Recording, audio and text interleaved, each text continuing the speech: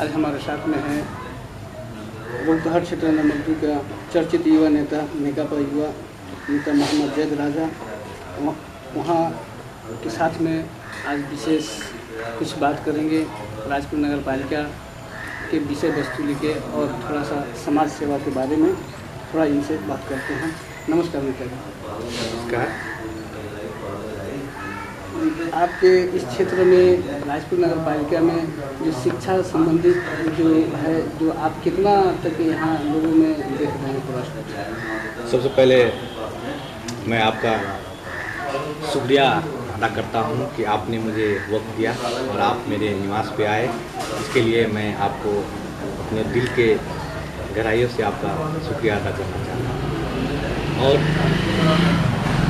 जो शिक्षा के बारे में आपने जो सवाल रखा है, ये बहुत ही मेजर और बहुत ही एक सेंसिटिव सवाल है। और ये शिक्षा एक ऐसा विषय है जो सबों के ज़िंदगी में ये अहम ही है। तो इसके लिए शिक्षा पे अच्छा फोकस होना चाहिए। मेरिट,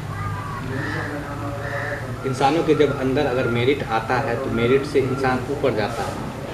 अगर आपके पास इतना अच्छा मेरिट होगा, आज के नौजवानों में जो शिक्षा की तरफ लगे हुए हैं, अगर आपके माशरे में, अगर आपकी जगह में अगर मेरिट अगर आता है तो आपका माशरा, आपका जगह ऊपर की तरफ जाएगा।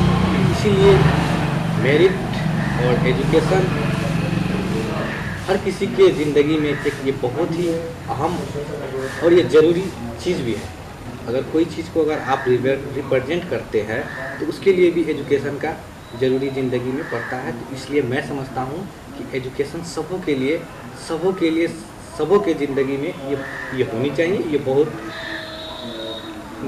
मार्केबल बात भी है। ये एक शिक्षा सबकी ज़िंदगी में ये होनी चाहिए। ये शिक्षा से अगर आप चाहें तो दुनिया के बहुत ऐसे चीज़ के को आप रिप्रेजेंट कर सकते हैं और आप अपनी जगह का निज़ाम भी बदल सकते हैं। तो इसलिए मैं समझता हूँ कि शिक्षा सबों की ज़िंदगी में ये बहुत ही अहम चीज़ है। जी, ये जो आपके 2 नंबर क्षेत्र में आपके पिताजी जी थे मरहूम मुश्ताक आलम जी, उन्होंने अपने कार्यकाल में और अपने राजनीतिक में बहुत सारा, उन्होंने हर चीज़ लोगों के लिए बहुत सारा कुछ किए हैं।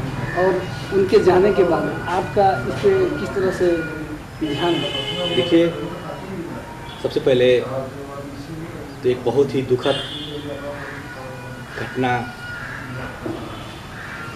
हम लोग के फैमिली के लिए नहीं बल्कि पूरे ये बस्ती, जो जितने भी लोग मुश्ताक राजा से मोहब्बत करते थे, जो उनको मानते थे, सबों के लिए एक बहुत ही बड़ा दुखद दिन रहा कि वो दुनिया में नहीं है। एक लीडरशिप और एक नेता होने की हैसियत से वो क्षेत्र के गार्जियन भी थे। बहुत सारे लोग उनको मानते थे और लोग के दिलों में उनका एक अलग सा पहचान और एक अलग सा मोहब्बत भी था। तो उनसे लोगों का एक घनिष्ठता और एक जुड़ाव बहुत ही अच्छा था। तो इसलिए मैं समझता हूँ कि इनके जाने से इस क्षेत्र को बहुत बड़ा क्षति हुआ। और मौत तो सबों की ज़िंदगी में मौत तो आने ही है। एक न एक दिन कोई पहले जाता है, कोई बाद में जाता है।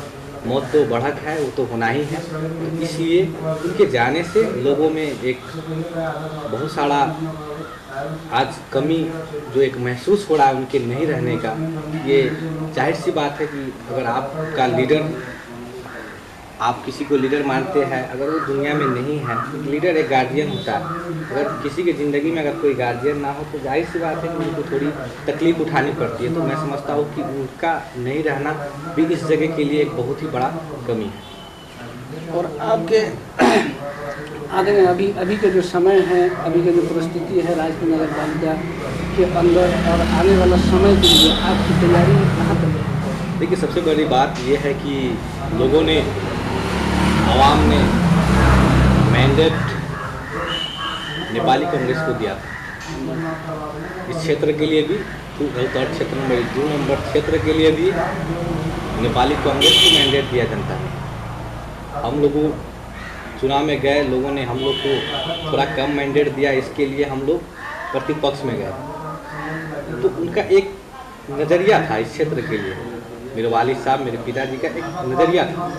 उन्होंने अपने बहुत छोटे वक्त में उन्होंने बहुत ही अच्छे काम भी किए, और सबसे बड़ा समस्या तो हमारे इस क्षेत्र का ये था कि लोगों को एक आज़ादी जो होता है ना, जो हमारे पूरे देश पूरे मुल्क बहुत पहले इस चीज़ से छुटकारा मिला, लेकिन हमारे इस क्षेत्र में खास तौर से हमारे इस 2 नंबर क्षेत्र में जो एक फ्रीडम होना चाहिए था, वो चीज़ पहले नहीं था। तो उनके आने से लोगों को एक अपना ज़िंदगी गुजारने के लिए, एक सियासी ज़िंदगी गुजारने के लिए लोगों को एक आज़ादी मिला। तो उनका सबसे बड़ा एजेंडा ही वही था कि नेपाली कांग्रेस से हम मुक्त हो जाए। जो एक डिक्टेटर शासन जो चलाने का काम उन लोगों ने किया था, उन चीज़ को उन्होंने बड़ा शानदार तरीके से उन चीज़ का फेस किया और उस चीज़ को वो हासिल भी किए। और उसके साथ साथ उनका बड़ा छोटा कार्यकाल रहा, और छोटे कार्यकाल में भी बहुत शानदार उन्होंने काम भी किया, विकास का भी काम किया, और लोगों के सुख दुख में भी वो दिन रात रहते थे, लोगों का समस्याओं को भी सुनते थे। तो जाहिर सी बात है कि आज नेपाली कांग्रेस को लोगों ने मैंडेट दिया है, वो चीज़ भी देखना चाहते हैं लोग जो मुश्ताक राजा ने किया था। लेकिन बड़ा अफसोस के साथ ये कहनी पड़ रही है मुझे कि वो चीज़ देखने को आज नहीं मिल रहा है। मुझे लगता है कि नेपाली कांग्रेस को लोगों ने जो मत दिया, वो मत अन्यथा पूरा बेकार चला गया। आज उनके माननीय तो हम लोगों ने ये इस आवाम ने जो उनको मत दिया था, तो मुझे लगता है कि उनके मत का भी सही इस्तेमाल नहीं हो पाया है। तो बड़ा मुझे आज इस परिस्थिति में आने के बाद, ये नज़रिया देखने के बाद इस क्षेत्र का मुझे मेरे दिल में एक हॉटली दुख होता है कि मेरा क्षेत्र ऐसा नहीं होना चाहिए। जो मुश्ताक राजा का नज़रिया था, जो विजन था, उस तरह से होना चाहिए था, मेरा मानना ये है। और नेताजी, अभी के जो राजपुर नगर पालिका में जो विकास संबंधी जो कार्य हैं और यहाँ के बहुत सारे कुछ कमी कोताही नज़रअंदाज में आ रहा है और स्थानीय का भी कहना है, तो उस बारे का आपका थोड़ा सा क्या है? सबसे पहले मैं भी प्रतिपक्ष था, मैं भी प्रतिपक्ष हूँ, और लोगों ने अभी मुझे वालिद साहब के पिताजी के जाने के बाद लोगों ने मुझे एक अलग जिम्मेदारी दिया है क्षेत्र के लिए। लेकिन उससे पहले अगर कहिए तो मैं इस राजपुर नगर पालिका में मैं चुनाव भी लड़ा हूँ, और लोगों का मुझे भी मत आया। तो मैं यहाँ राजपुर नगर पालिका के लिए तो यहाँ प्रतिपक्ष में भी हूँ। जो आवाम को चाहिए था, जो उम्मीद था इनसे, जो इनसे देखना चाह रहा था और इन अपेक्षा था, वो चीज़ में ये असफल हो गए हैं। ये कुछ जो आवाम का जो सोच था कि एक ऐसा विकास होना चाहिए, और बहुत ऐसी समस्या जैसे एजुकेशन की बात आपने पहले हमसे की है, वो चीज़ भी, वो भी एक बहुत ही बड़ा मेजर विषय, और उसके साथ साथ स्वास्थ्य जो सबों की ज़िंदगी में वो अहम ही है, तो वो चीज़ भी, और उसके साथ साथ जो विकास का काम है, रोड का काम है, जो पानी का समस्या आज आप देख रहे हैं, जो पानी टंकी, तो ये जो जितने भी समस्या है ना, ये सारे समस्या जिस तरह से पहले था और आज भी है।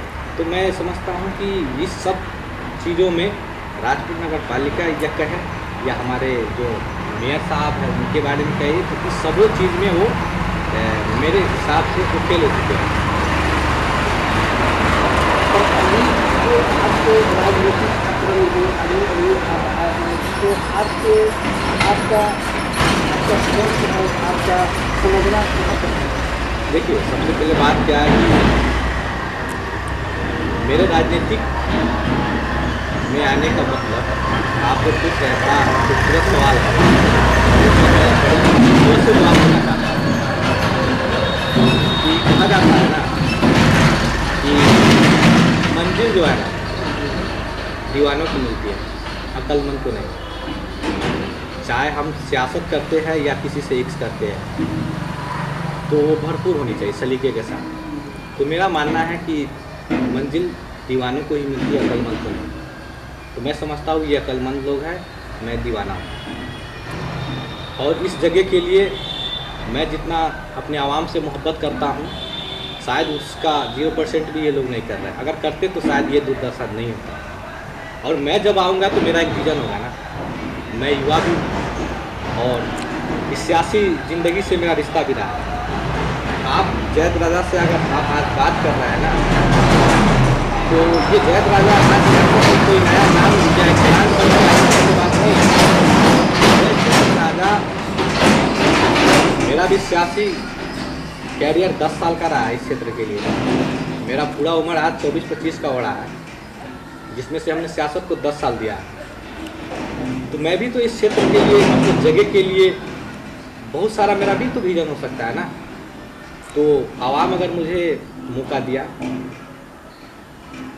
और आवाम ने मुझे फिर से मेहनत में लियाकर मुझे एक मौका देने का अगर काम करेंगे, तो मैं समझता हूँ कि इस जगह को उठाने का काम करूँगा। वो चीज़ होनी चाहिए जो अभी वो चीज़ हो नहीं पा रही है। तो अभी बोलने से बेहतर ये होगा कि हम करके दिखाने का काम करें, क्योंकि हम लोगों ने, जनता ने हम लोगों को चुना था इस क्षेत्र के लिए। हमारे पिताजी, हमारे वालिद साहब इस क्षेत्र के MP मंत्री भी बन के रहे।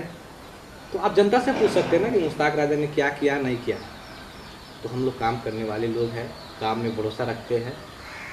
झूठ बोल के हम सियासत कर लेंगे या इस चीज़ को आगे बढ़ा देंगे, ये हो ही नहीं सकता। क्योंकि मेरा एक विज़न है, और विज़न अगर आपके पास है ना, तो आपके पास एक बड़ा दिल भी होना चाहिए। और बड़ा दिल के साथ साथ आपके अंदर सच्चाई भी होना पड़ा।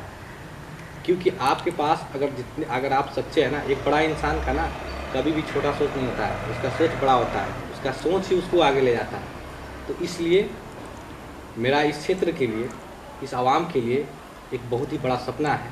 अगर मुझे जनता ने मौका दिया, आवाम ने मौका दिया, तो उनके तमाम कार्यों को लेकर, उनके जितने भी मसला है, परेशानी है, तो सब वो चीज़ को लेकर मैं आगे बढ़ूँगा और उनकी वकालत बहुत बखूबी करूँगा। और इस क्षेत्र के लिए मैं समझता हूँ, मुझे मौका दिया तो पहले भी सेवा किया हूँ और आज भी सेवा कर रहा हूँ और कल भी सेवा करूँगा।